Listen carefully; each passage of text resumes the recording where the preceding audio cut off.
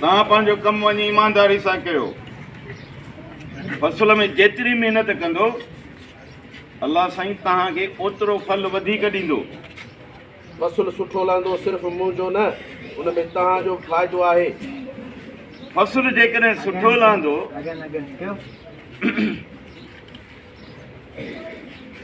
फ़सुलु जेकॾहिं सुठो लहंदो त उन में रुॻो मुंहिंजो न पर तव्हांजो बि फ़ाइदो आहे।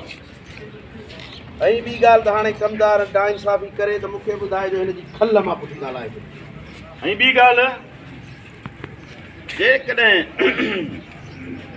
ॻाल्हि जेकॾहिं कमदार तव्हां सां नाइंसाफ़ी करे न त मूंखे ॿुधाइजो, मां हिन जी पुठीअ तां। अॼुकल्ह हारियुनि जो अचणु वञणु घटिजी वियो आहे। ॻाल्हि छा आहे? या ॿुधायो बाबा जो ख़ैरु।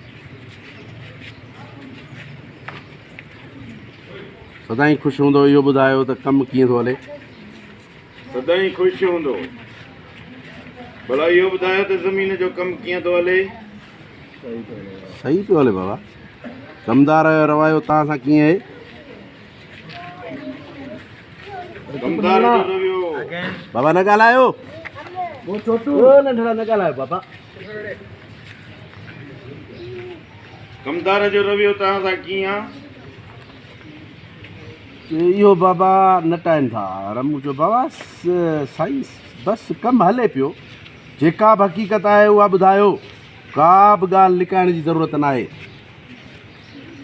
जेका हक़ीक़त आहे उहा ॿुधायो, का बि ॻाल्हि लिकाइण जी का बि ज़रूरत कोन्हे। अल्लाह, जेका ॻाल्हि आहे उहा साफ़ साफ़ ॿुधायो, का बि ॻाल्हि लिकाइण जी ज़रूरत कोन्हे। परियां कालू आहे बाबा। साईं कमदार जो रवैयो हारियुनि सां सही न आहे। हीअ छा पियो ॿुधां मां? कमदार ई मां छा थो ॿुधां? इहो बाबा साईं ही कमु चोर आहिनि। कुझु चओ वरी तव्हां दाह ॾींदा आहिनि। गफ़ार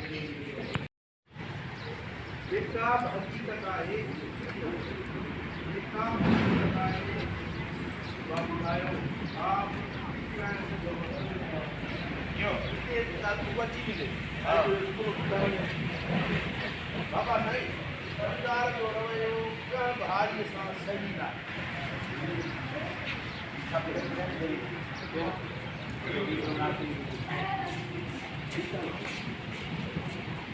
क्या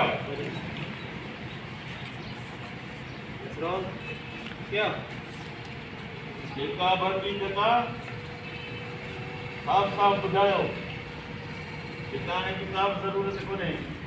बाबा साईं कमदार जो रवैयो कंहिं बि हारी सां सही कोन्हे।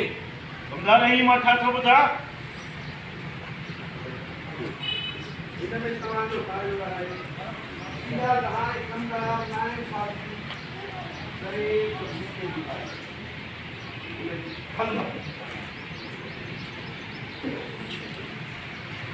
ॿी ॻाल्हि कमदार नाइंसाफ़ी करे, तव्हां सां नाइंसाफ़ी करे त मूंखे ॿुधायो।